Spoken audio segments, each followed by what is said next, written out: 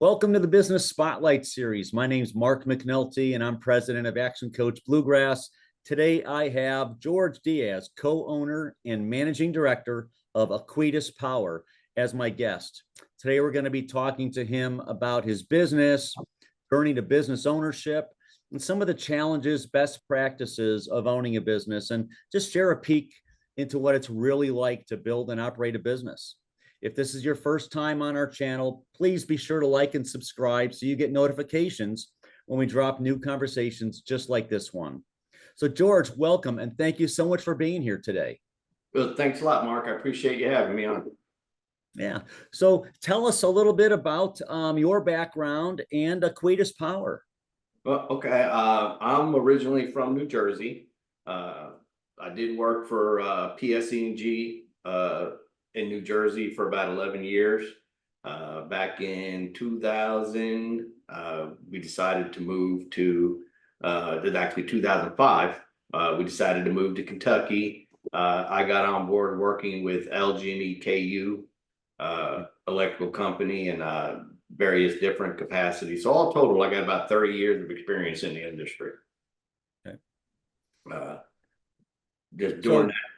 Go ahead, sorry. Yeah. So tell us a little bit about Aequitas Power. Kind of, what's your team structure look like? How are you, how are you put together? Aequitas Power is a emergency restoration and utility construction company.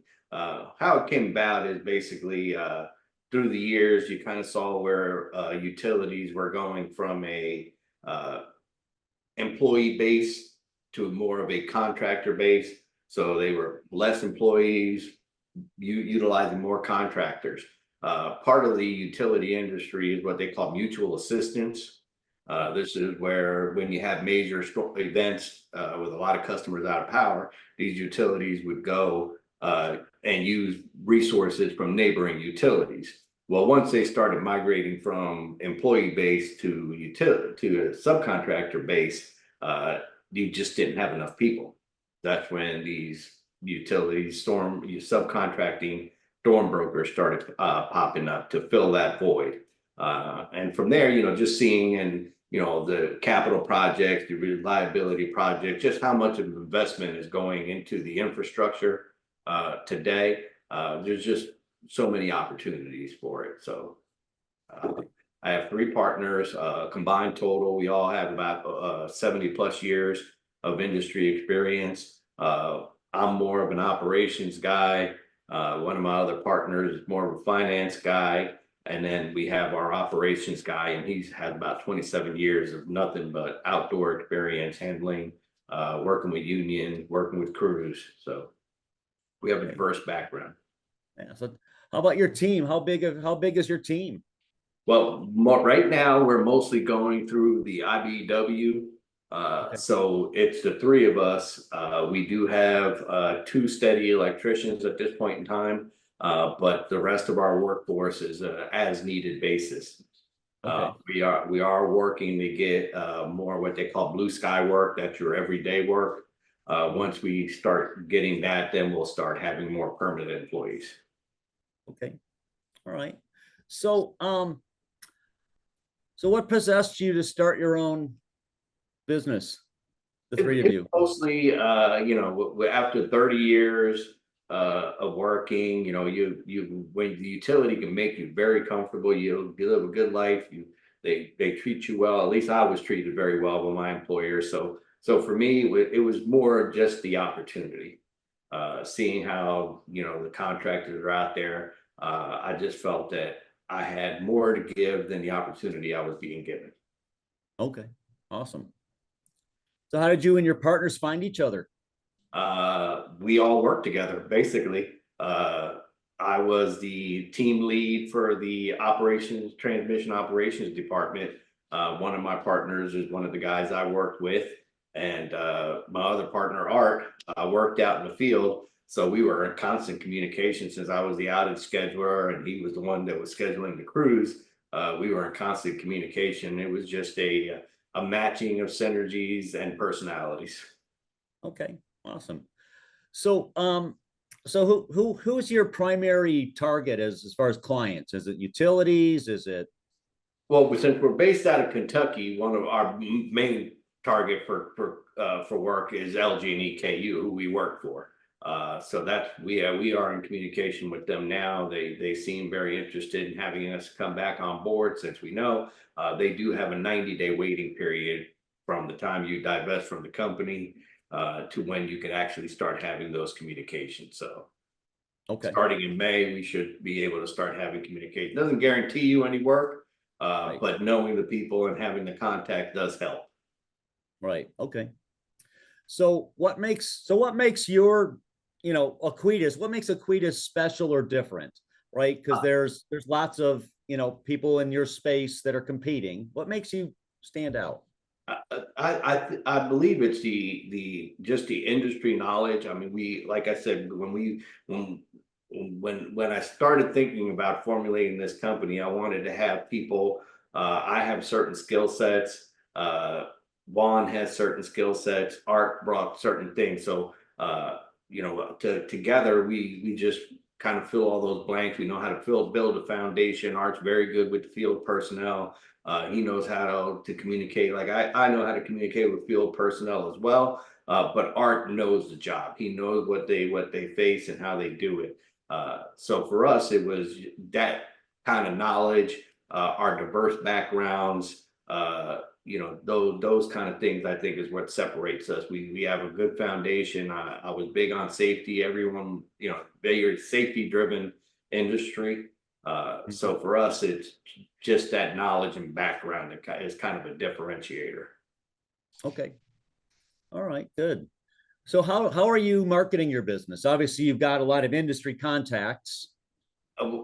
Marketing is kind of tough for this kind of industry because it's not like you can go out and start handing out flyers and Mhm. people are going to start calling you. It's more word of mouth, establishing your relationships, reaching out to the people that you are. I mean, like I said, we have almost 70+ years, so we know a lot of people in the industry.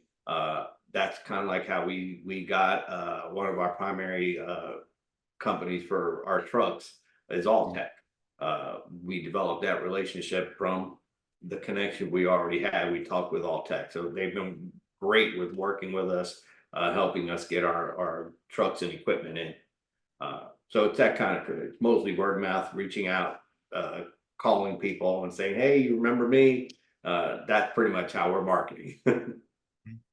Okay, and that yeah, in your industry, that's going to be, using those connections and relationships is going to be the best way. So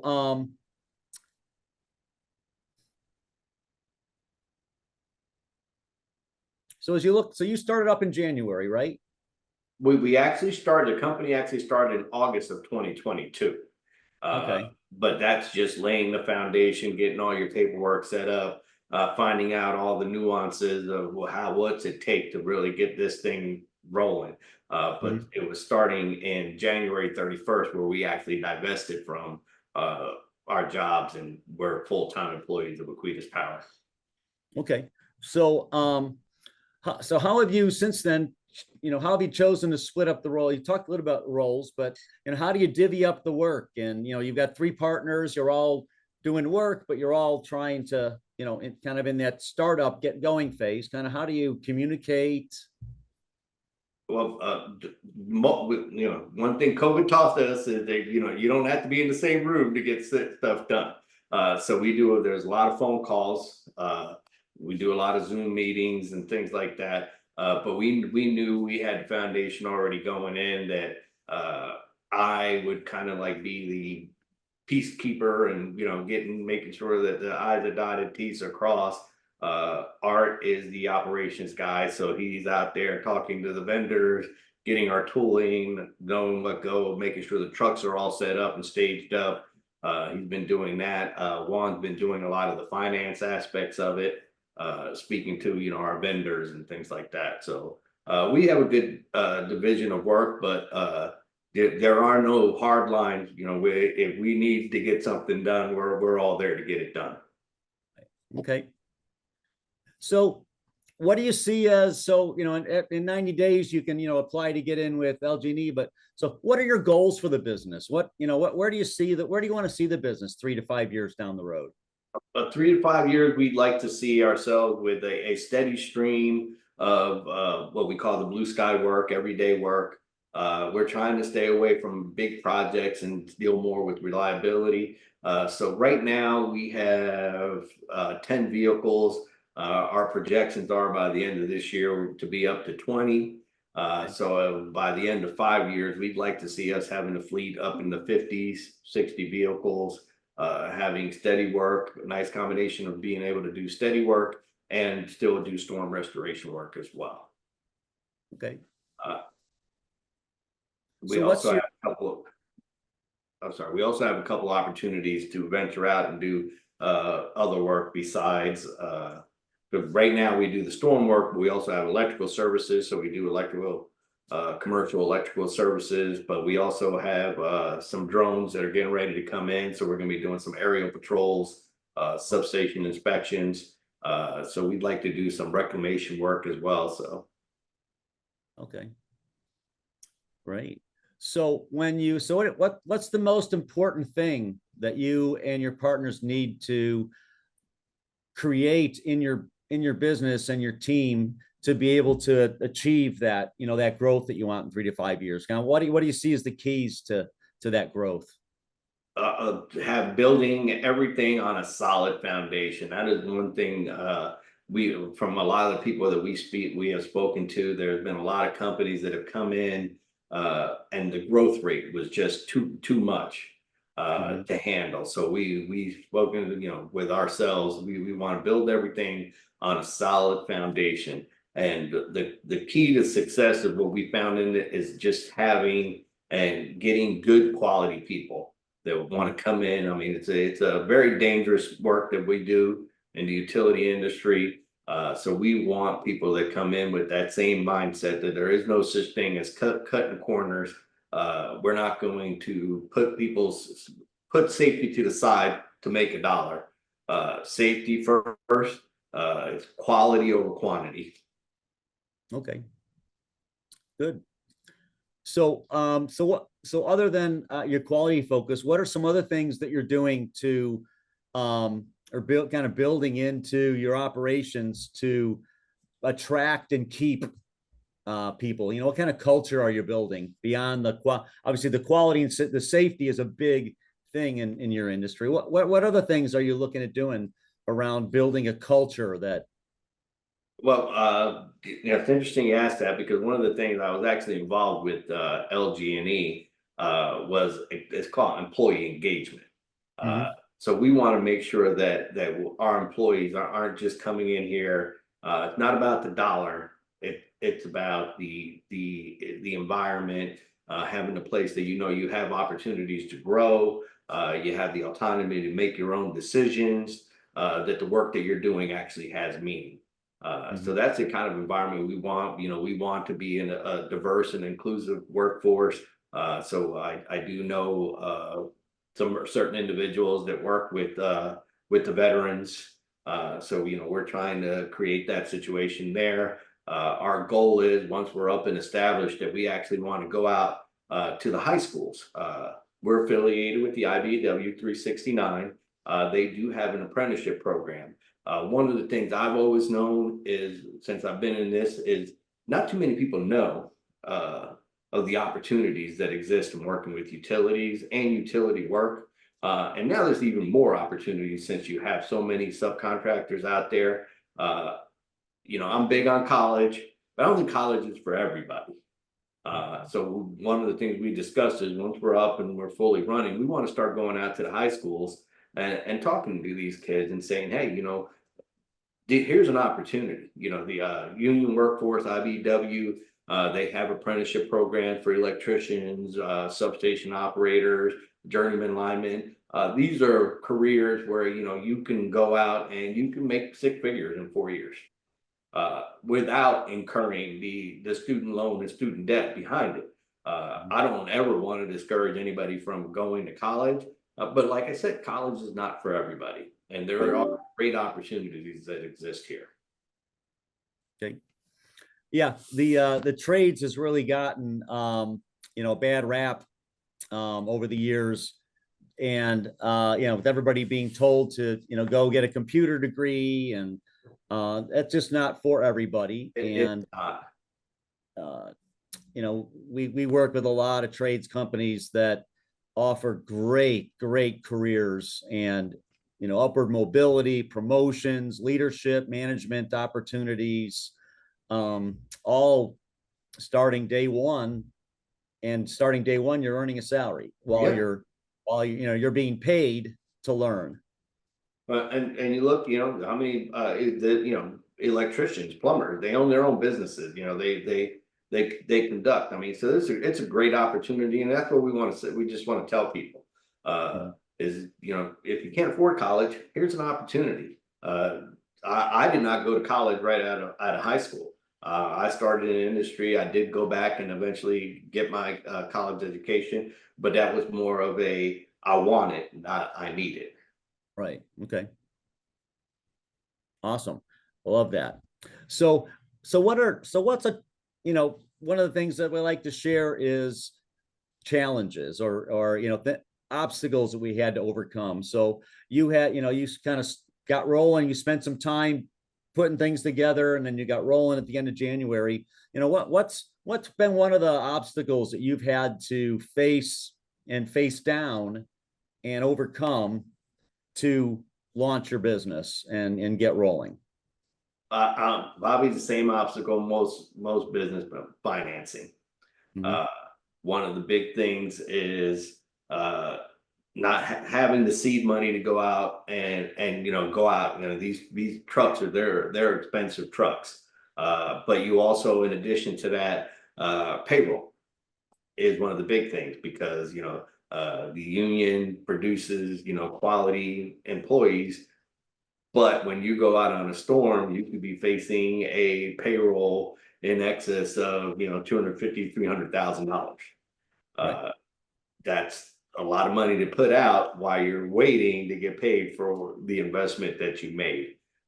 So we've been very fortunate. After a year, we did develop a relationship with a bank that's been working wonderfully for us. We did get a capital line of credit. We got some financing for some vehicles. All Tech has been fantastic as well, with equipment financing and on good term rates and stuff. So Okay. that was always the biggest challenge that we were facing. Hmm. And actually, the one that kind of delayed us for the longest was just securing that initial financing. Right. Because you've got to carry all that payroll costs until you get reimbursed, Correct. which isn't always quick. Well, 30, 60, 90s while you're putting out on a weekly basis. So it can get pretty intensive. Yeah. Okay. Awesome. So got a couple quick wrap up questions here for us. So George, what's the key to success for you? For me, I think it's drive, having the desire and the passion to keep you motivated day in and day out, even as you see the obstacles presenting it themselves. Just having that I'm going to get up tomorrow morning and I'm going to keep on going. Okay. All right, great. So what's one piece of advice you would give to other entrepreneurs who are thinking of starting up their own business? For me, it's making sure that you get a good accountant and a good lawyer. Okay. Get those pieces in place before you start signing any documents. Because one of the things that we learned when we were first starting out is that had we done this before we did that, it would have saved us an exponential amount of time. So Okay. Good advice. So what's a book that you're reading or listening to that you would recommend other entrepreneurs read or listen to? uh, that's a tough question. Right now, the NIAC codes is a National Electric Code for contractors. But I do have a couple of good books that I've read in the past before. It's Leadership for Beginners. Okay. And it just kind of lays that foundation on developing relationships, uh knowing that just giving people the autonomy and things like that. So For Right. me, that I kind of had those, but it's always good to like hone in and figure out what drives people, because it's not always money. Uh, it's usually finding that balance between work and home uh, that really drives people, and giving them some decision making in their future. So Okay. Awesome. So, last question of the day for you. So, what inspires you the most? anybody that knows me will tell you I'm family driven.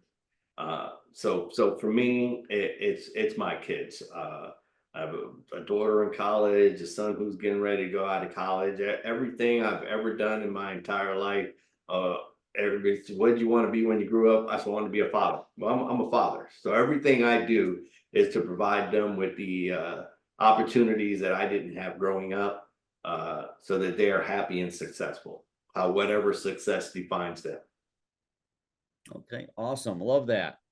So, ladies and gentlemen, viewing audience, this has been George Diaz, who is co-owner and managing director of Aequitas Power, and he has shared a little bit about his journey from being an employee to being an employer, being a partner, co-owner of a business, and has shared some tips and ideas and thoughts. I recommend listening to this a couple times to pick up on the multiple things George shared with us today. George, thank you so much for your time. We really appreciate it. I appreciate you having me, Mark. It's been a pleasure. All right. So this has been the Business Spotlight series, and make sure to subscribe and follow us so that you can see all the conversations that we drop over the next several months and years as we continue to share the word and get the word out about all the fabulous Louisville businesses. So we'll see you again on the next podcast. Thanks. Bye for now.